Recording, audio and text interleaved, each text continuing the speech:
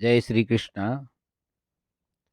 विदुर जी धृतराष्ट्र से कहते हैं कि द्वाविमौ कंटको तीक्ष्णो शरीर परिशोषिणो याश्च धनः कामयते यश्च कुप्य नित्य निष्वरः।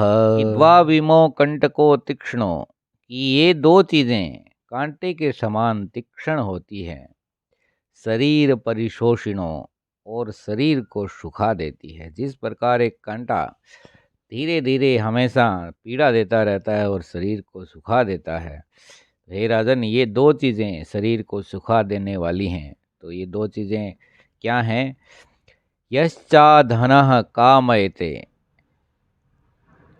कि जिसके पास धन नहीं है और उसके मन में बड़ी बड़ी कामनाएं हैं, तो ये कामनाएं बिना धन के कभी पूर्ण तो होगी नहीं, और इस कामनाओं की आग में व्यक्ति हमेशा जलता रहेगा।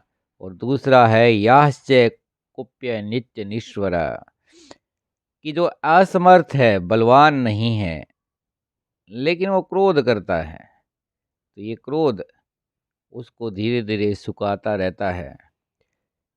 क्योंकि जिस व्यक्ति पर वो क्रोध कर रहा है उसका वो कुछ और बिगाड़ तो पाएगा नहीं, लेकिन खुद के शरीर को इस क्रोध की अग्नि में जलाता रहेगा। द्वावेव न विराजेत विपरीतेन कर्मणा ग्रस्तश्च निरारम्भः कार्यावांसेव भिक्षुकः।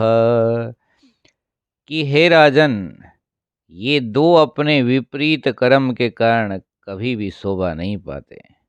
द्वावेव न विराजेत विपरीतेन कर्मणा, कि ये दो अपने विपरीत कर्म के कारण कभी भी शोभा नहीं पाते। कौन? गृहस्थश्च निरारंभ, कि वो गृहस्थ व्यक्ति जो कोई काम नहीं करता, अकर्मण्य हो गया है, और कार्यावांशेव भिक्षुक है, और बहुत से कार्य करने वाला, गृहस्थ के से कार्य करने वाला जो भिक्षुक है, ये दोनों ही कभी भी शोभा नहीं पाते। द्वाविमो पुरुषो राजन् सर्वगस्योपरि तिष्ठता प्रभुश्च क्षमया युक्तो दरिद्रश्च प्रदानवान। कि हे राजन, ये दो प्रकार के जो पुरुष हैं उनका स्थान तो स्वर्ग से भी ऊपर है। एक तो वो जो शक्तिशाली होकर भी क्षमा करने वाला हो, क्षमा युक्त हो, और दूसरा वो जो दरिद्र होकर भी, निर्धन होकर भी दान करता हो, प्रदानवान हो। प्रभुश्च क्षमाया युक्तो दरिद्रश्च प्रदानवान। न्यायागतस्य द्रवस्य बोधव्यो द्वातिक्रमो अपात्रे प्रतिपतिश्च पात्रे च प्रतिपादनम। कि हे राजन, न्याय पूर्वक उपार्जित किए हुए धन के दो ही दुरुपयोग समझने चाहिए।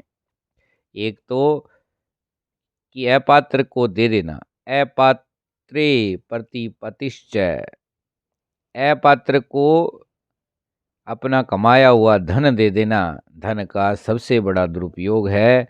और दूसरा दुरुपयोग कि पात्र को समय पर धन नहीं देना, ये भी न्यायपूर्वक उपार्जित धन का दुरुपयोग है।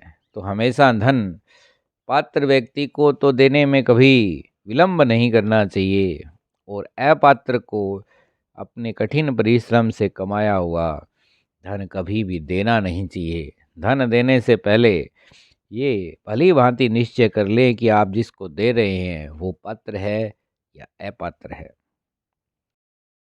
द्वावंभसी निवेष्टव्यो गले बन्ध्वा दृढ़ाशिलां धनवन्तमदातारं दरिद्रं च तपस्विनम्।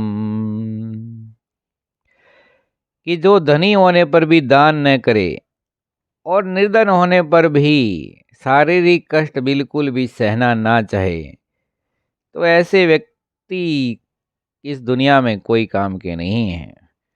उनको तो एक अच्छी सी बड़ी शीला बांध के गले में पानी में डुबो ही देना चाहिए।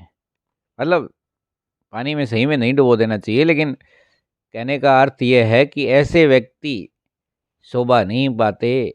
ऐसे व्यक्तियों का इस जीवन में अपने कर्मों का कोई महत्व नहीं रह जाता। अगर जिसके पास बहुत सारे पैसे हैं और वो किसी निर्धन की मदद नहीं करता, और जो निर्धन है और शरीर से कुछ कार्य करना ही नहीं चाहता, तो ऐसे व्यक्तियों का इस संसार में क्या काम। द्वाविमो पौरुष व्याघ्र सूर्यमंडल भेदिनो परिव्रांड योग युक्तश्च रणे चाभिमुखो हतः। कि हे राजन, इन दो प्रकार के पुरुषों की कीर्ति तो सूर्य मंडल को भेद कर भी और ऊपर तक जाती है। योग युक्त सन्यासी और संग्राम में लोहा लेते हुए मरा हुआ योद्धा, इन दोनों की कीर्ति तो बहुत ही बड़ी है, बहुत ही ऊपर तक ऊंची है।